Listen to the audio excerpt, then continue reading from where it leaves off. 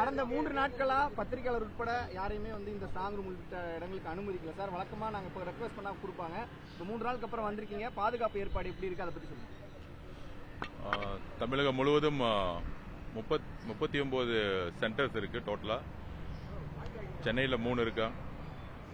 So தலைவர் அவர்கள் எல்லா வேட்பாளர்களையும்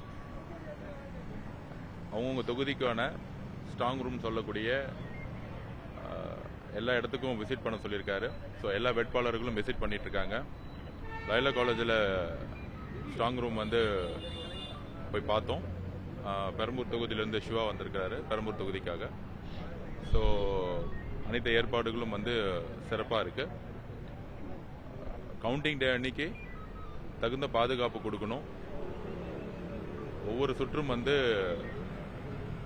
நேர்மையான அடிப்படையில் எண்ணணுங்கிறது எங்களுடைய வேண்டுகோள். எலெக்ஷன் கமிஷன் அதை கேட்டிருக்கோம். லயோலா காலேஜை பொறுத்த வரைக்கும் எந்த பிரச்சனையும் இல்லை இது வரைக்கும். அன்னைக்கு இந்த 2 சிஎம் கேண்டிடேட்டோட வாக்குகள் என்ன போறாங்க, அன்னைக்கு பரபரப்பான சூழலா இருக்கும். அன்னைக்கு என்ன கோரிக்கை தேர்தல் அன்னைக்கு வைக்கணும்னு நினைக்கிறீங்க? என்ன மாதிரி பாதுகாப்பு ஏற்பாடு?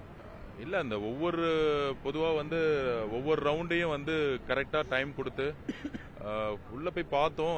கிட்டத்தட்ட 28 கேண்டிடேட் எங்க தொகுதிக்குள்ளே இருக்கிறாங்க. பட் ஆனா கிளாஸ் ரூம்ஸ் சின்னதா இருக்கு. ஒவ்வொரு ரவுண்ட்லயும் கிட்டத்தட்ட ஒரு 5-6 பேருக்கு மேல நிக்க முடியாத அளவுக்கு சின்ன சின்ன இடமா தான் இருக்கு. கவுண்டிங்கான ரூமையும் போய் பார்த்தோம். ஸோ அதுல கொஞ்சம் டைம் கொடுத்து ஒவ்வொரு ரவுண்டையும் நம்ம டைம் கொடுத்து கரெக்டா எண்ணி கரெக்டா அனௌன்ஸ் பண்ணுங்கிறது தான் எங்களுடைய வேண்டுகோள். கரெக்டா நடக்குங்கிறத நம்பிக்கை எங்களுக்கு இருக்கு. சிஎம் கொடைக்கானல் போயிருக்காரு, டெபுட்டி சிஎம் துபாய் போயிருக்காரு, எடப்பாடி பழனிசாமி அவர்கள் சேலத்தில் இருக்காரு. So where is Vijay sir? அவருக்கு என்ன plan sir? Is going on vacation? Counting எப்படி பண்ணணும், ஸ்ட்ராங் ரூம் மானிட்டரிங் எப்படி பண்ணிட்டு இருக்கீங்கிற கட்சியோட வேலையில டெய்லி எங்களை கூப்பிட்டு இந்த எலெக்ஷனுக்கான பணியை டெய்லி மீட்டிங்ல இருக்காரு. முன்னாள் முதலமைச்சர் மு.க. ஸ்டாலின் அவர்கள் நிரந்தரமா ஓய்வு எடுக்கணுங்கிறது எங்களுடைய வேண்டுகோள். அப்படியே ஒரு எடுக்கட்டும்.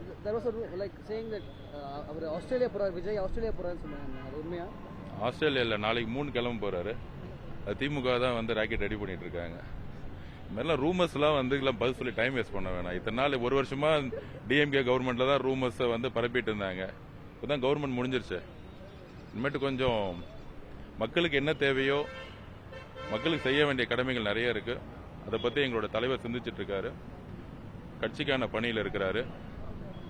கவுண்டிங் டே அன்னைக்கு என்னென்ன செய்யணுங்கிறத நேற்று தான் எங்களை கூப்பிட்டு எல்லாத்துக்கும் இன்ஸ்ட்ரக்ஷன் கொடுத்தாரு.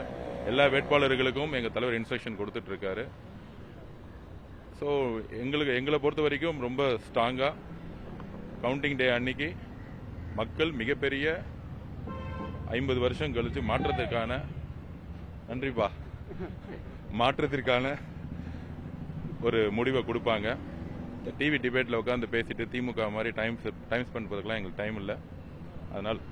அதனால 4ஆம் தேதி அன்னைக்கு மக்களுடைய முடிவை நீங்க பாப்பீங்க. டெல்லியில ஒரு பெரிய பொலிட்டிக்கல் டிராமா ஆயிட்டு இருக்கு. Like Aam Aadmi MPs R நீங்க இன்னும் திமுகவுடைய மனசுலயே இருக்கீங்க எல்லாம் உட்காந்துட்டு. Okay, there are huge number of Aam Aadmi people joining BJP in Delhi. உங்க டேக் என்ன சார்? அது நீங்க அவருடைய கெஜ்ரிவால் அவர்கிட்ட தான் கேட்கணும். ஸோ எங்களை பொறுத்த வரைக்கும் தேர்தலில் முக்கியமா ஸ்ட்ராங் ரூம்ல ஒவ்வொரு வேட்பாளர்களுக்கும் தலைவர் சொல்லியிருக்காரு 14 பேரை எண்ணிக்கை கவுண்டிங்கோடைய மெம்பர்ஸை நாளைக்குள்ள ஃபைல் பண்ண சொல்லியிருக்காரு. அட்வொகேட்ஸ் டீம் ரெடி பண்ண சொல்லியிருக்காரு. ஸோ ஜூம் மீட்டிங்கில் அட்டன் பண்ணிட்டு இருக்காரு மீட்டிங்கை. ஸோ கவுண்டிங்கான அனைத்து கட்ட பணிகளையும் தலைவரும் சரி, அடுத்த கட்டத்தில் இருக்கக்கூடிய நிர்வாகிகளும் சரி, தமிழ்நாட்டில் 234 பேரும் வேட்பாளர்களும் இன்னைக்கு அந்த ஒர்க்கில் ஃபுல்லாக ஃபோக்கஸ் பண்ணிட்டு இருக்கோம்.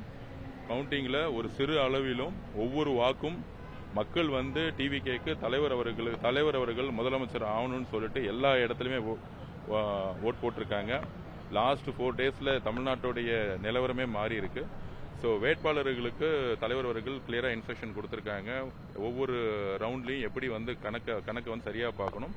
நம்பிக்கையானவர்கள் கரெக்டா கவுண்டிங்ல இருக்கக்கூடிய டேட்டா தெரிஞ்சவங்களை ஒவ்வொருத்தங்களும் வேட்பாளர்கள் அப்பாயின்மெண்ட் பண்றதுக்கான ஃபுல் சுதந்திரம் தலைவர் கொடுத்திருக்காரு.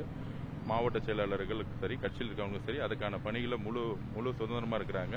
234 தொகுதிகளையும் இந்த ஸ்ட்ராங் ரூம் சொல்லக்கூடிய இடத்துல எவ்ரி 8 ஹவர்ஸுக்கு வந்து தமிழக வெற்றி கழகம் வந்து ஆள் நியமிச்சிருக்காங்க. வேட்பாளர்களும் சரி மாவட்ட செயலாளர்களும் சரி ஆள் நியமிச்சிருக்காங்க.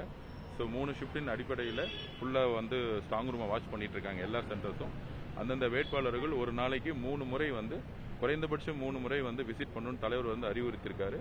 ஸோ அதற்கான பணிகள் வந்து எல்லா வேட்பாளர்களும் சரி எங்களுடைய கட்சியும் சரி அதுக்கான பணிகளை நாங்கள் தேர்தலின் கடைசி நேரத்தில் நடந்த சம்பவங்கள்லாம் பார்த்தீங்களா? கண்டிப்பா கண்டிக்கத்தக்கது. திமுக வந்து என்னைக்கு தோக்குறாங்களோ அப்பெல்லாம் வந்து கடைசி நிமிஷத்துல ரவுடிசம் எடுப்பாங்க. அதை நீங்க வந்து ஹார்பர்லயே பார்த்திருப்பீங்க. 5 மணிக்கு வந்து முன்னாள் அமைச்சராக இருந்த சேகர் பாபு அவர்கள் வந்து கிட்டத்தட்ட ஒரு 30-40 பேரை கூட்டிட்டு வந்து ரவுடிசம் பண்ணாங்க. அதுல வந்து அசோக்குமார் அவர்கள் எங்களுடைய வேட்பாளர் அசோக்குமார் சினோர அசோக்குமார் அவர்கள் தாக்கப்பட்டாரு. கூட இருந்த வெற்றிங்கிறவர் வந்து தாக்கப்பட்டார். ஆக்சுவலா அவங்க வந்து மறியல் பண்ணாங்க. அதுக்கப்புறம் டைவர்ட் பண்ற மாதிரி பூத் கேப்சர் பண்றதுக்கு திரு சேகர் பாபு அவர்கள் முற்பட்டார்கள். சைதாப்பேட்டையில வந்து எங்களுடைய வழக்கறிஞர்கள் தாக்கப்பட்டு ஹாஸ்பிட்டல் அட்மிட் பண்ணாங்க. எங்களுடைய வேட்பாளர் அட்மிட் ஆனாங்க. 2 நாள் அட்மிட் ஆகி நேற்று தான் வந்து டிஸ்சார்ஜ் ஆனாங்க. ஸோ மக்கள் இந்த ரவுடிசத்தையும் இந்த தமிழ்நாடு முழுவதும் திமுக கடைசியில் நம்பினது வந்து 5000 ரூபாய் ஓட்டு கொடுக்கறது.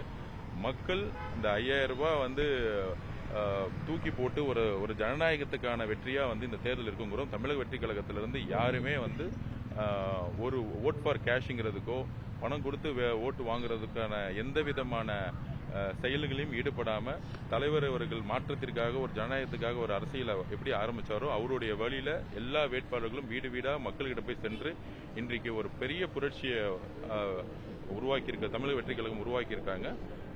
கண்டிப்பாக அதோட ரிசல்ட் நாளன்னைக்கு தெரியும்.